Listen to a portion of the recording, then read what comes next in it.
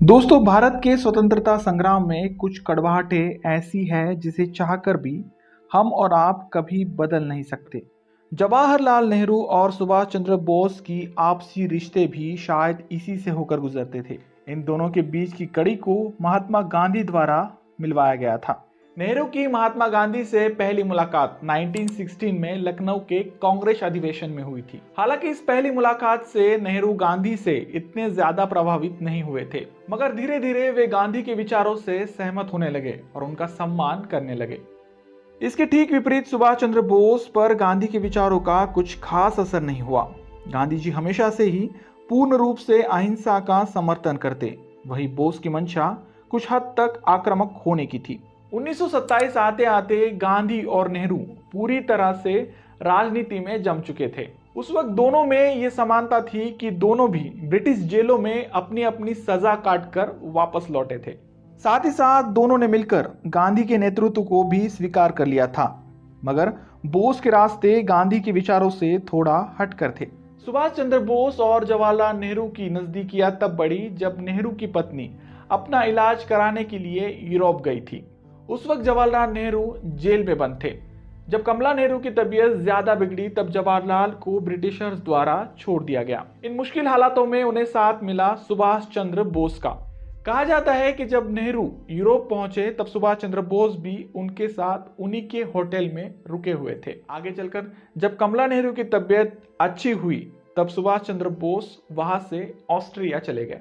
वहां से उन्होंने नेहरू को एक खत लिखकर कहा कि अगर मैं आपकी परेशानी में थोड़ा बहुत भी काम आ सकता हूं तो मुझे बुलावा भेजने में हिचकिचाइएगा नहीं। जब 28 फरवरी 1936 को कमला नेहरू ने अपनी आखिरी सांस ली तब जवाहरलाल नेहरू के साथ उनकी बेटी इंदिरा और सुभाष चंद्र बोस थे।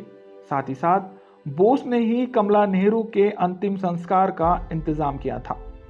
नेहरू के इस मुश्किल दौर में सुभाष चंद्र की उपस्थिति दोनों के बीच के रिश्ते को गहरा बनाते हैं। खैर, इसके बाद अप्रैल 1936 में गांधी जी द्वारा जवाहरलाल नेहरू को कांग्रेस का अध्यक्ष बनाने का प्रमुख दावेदार चुना गया।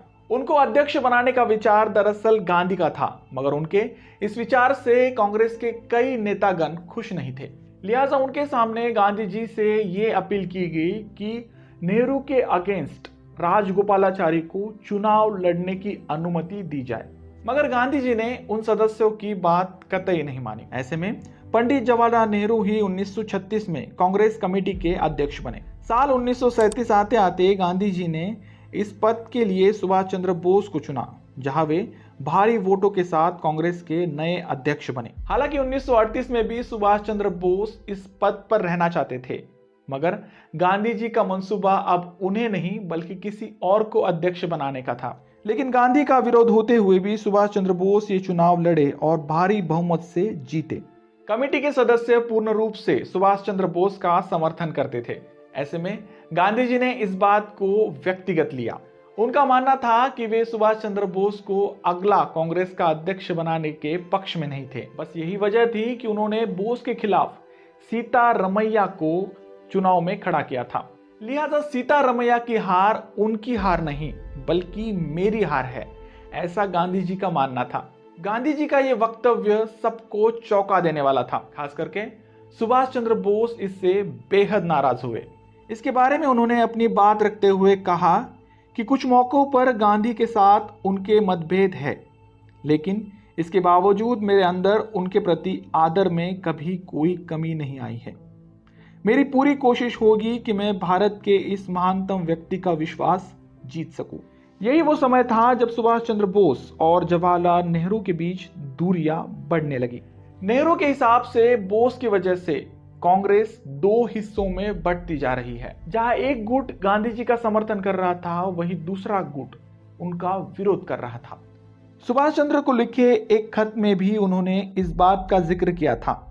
साथ ही साथ उन्होंने इस खत में हिंदू, मुसलमानों, किसानों, मजदूरों और विदेशी नीतियों पर भी बोस की राय मांगी थी। इसके चलते नेहरू ये जानना चाहते थे कि बोस के विचार कांग्रेस और उनके विचारों से मेल खाते हैं या फिर नहीं। इस खत का जवाब देते हुए बोस ने नेहरू को लिखा था, पिछले कुछ समय से मुझे लग रहा है कि आप मुझे नापसंद करने लगे हैं। जब से मैं 1937 में जेल से बाहर आया हूँ। मैंने निजी और सार्वजनिक जिंदगी में हमेशा आपका सम्मान किया है। मैं आपको अपना बड़ा भाई समझता हूँ और हर मामले में आपकी राय लेता हूँ, लेकिन मेरे प्रति आपका रवैया हमेशा अस्पष्ट और अप्रतिबद्धता का रहा है। आपने कहा था कि हमें नीतियों और योजनाओं पर बात करनी चाहिए, व्यक्तियों पर नहीं। जब कुछ खास लोगों का जिक्र होता है तब तो आप चाहते हैं कि हम लोगों को भूल जाएं, लेकिन जब सुभाष बोस दोबारा चुनाव में खड़े होते हैं तब तो आप व्यक्तित्व को नजरअंदाज कर सिद्धांतों की बात करते हैं। बोस के लिखे ये कड़वाहट से भरे शब्द नेहरू के लिए किसी जहरीले तीर के समान थे। जवाहरलाल नेहरू ने इस खत का जवाब देते हुए बोस की इस स्पष्टवादिता की तारीफ की। उनके हिसाब से स्पष्ट वक्तव्य इंसान को एक दूसरे के प्रति पारदर्शी बनाता है, खास करके उन लोगों के बीच जिन्हें साथ साथ काम करना है। नेहरू ने अपने खत में लिखा कि निजी तौर पर मेरे मन में आपके प्रति हमेशा स्नेह और सम्मान रहा है और अभी भी है, बावजूद इसके कि कभी कभी मैंने आपके काम और आपके काम करने के तरीके को पसंद नहीं किया। मगर इस पत्राचार का कुछ खास असर नहीं हुआ। गांधी जी के आक्रामक रवैये और नेहरू के बीच बढ़ रहे रवैये ने उन्हें इतना अकेला कर दिया था कि मजबूरन बोस को अपने कांग्रेस पद के अध्यक्ष से इस्तीफा देना पड़ा। आगे चलकर उन्होंने अपनी खुद की पार्टी फॉरवर्ड ब्लॉक का गठन किया। सन 1941 को सुभाष चंद्र बोस गुप्त तरीके से भारत से बाहर जाने में सफल हो गए थे। उनका मंसूबा अब बोलकर या फिर आंदोलन करके आजादी लेने का नहीं, बल्कि खुद हथियार उठाकर लड़ने का था। दुश्मन का दुश्मन दोस्त होता है। बस इसी बात को ध्यान में रखते हुए वे अफगानिस्तान के रास्ते जर्मनी पहुंचे। उनका मकसद जर्मनी के तानाशाह हिटलर से मिलने का था, ताकि भारत की आजादी के लिए एक अनुशासित रणनीति का गठन किया जा सके। इसके बाद आगे जो हुआ उसकी झलक हमें आधुनिक इतिहास में दिखाई देती है। आगे चलकर उन्होंने आजाद हिंद फौज का गठन किया। इस दौर में नेहरू 9 अगस्त 1942 से लेकर 15 जून 1945 तक जेल में रहे। ये उनके जीवन के सबसे लंबी कैद अवस्था थी। जब उन्हें जेल में सुभाष चंद्र बोस के प्लेन क्रैश की खबर मिली तब वे रो पड़े। अपने आंसू पोंछते हुए उन्होंने ये कहा कि मैं कई मामलों में सुभाष से असहमत था, मगर भारत की आजादी के लिए उनका योगदान वाकई काबिले तारीफ था। बोस के साथ मतभेद होने के बावजूद भी नेहरू उनके साथ बिताए दिनों को भुला नहीं पाए थे। सुभाष चंद्र बोस के मन में हमेशा नेहरू के प्रति सम्मान रहा। यही वजह थी कि उन्होंने आजाद हिंद फौज में एक ब्रिगेड का नाम नेहरू ब्रिगेड रखा था। बोस के चले जाने के बाद जब ब्रिटिश हुकूमत ने आजाद हिंद फौज के पकड़े गए सिपाहियों पर मुकदमे चलाए, तब नेहरू ने अपनी वकालत का उपयोग करते हुए उन सभी सैनिकों को बाइज्जत बरी करवाया। देश के लिए लड़ना कोई गुनाह नहीं होता। ऐसे में आजाद हिंद फौज के सिपाही ब्रिटिश हुकूमत के सिपाहियों की तरह ही है, जो अपने देश के लिए जान की बाजी लगाते लगाते पकड़े गए। नेहरू की आजाद हिंद फौज की वकालत करना उनकी और बोस के प्रति रिश्ते को दर्शाता है। बोस हमेशा से ये चाहते थे कि वे और नेहरू मिलकर देश बदल सकते हैं, मगर नेहरू गांधी जी के बिना अपना भविष्य देखने के लिए तैयार नहीं थे। ऐसे में बोस को मजबूरन अपने रास्ते पर अकेला चलना पड़ा और आगे चलकर वे भारत के राजनीतिक पटल से बाहर होते गए। कुछ लोगों का मानना है कि अगर सुभाष चंद्र बोस जीवित होते तो वे आजाद भारत के पहले प्रधानमंत्री बनते, और यह देखना दिलचस्प होता कि तब भारत का स्वरूप कैसा होता। तो आपका इसके बारे में क्या कहना है, कमेंट बॉक्स में जरूर लिखिए। अब जाते जाते एक आसान सा सवाल। दोस्तों, सुभाष चंद्र बोस के आजाद हिंद फौज में महिलाओं की एक सेपरेट ब्रिगेड हुआ करती थी।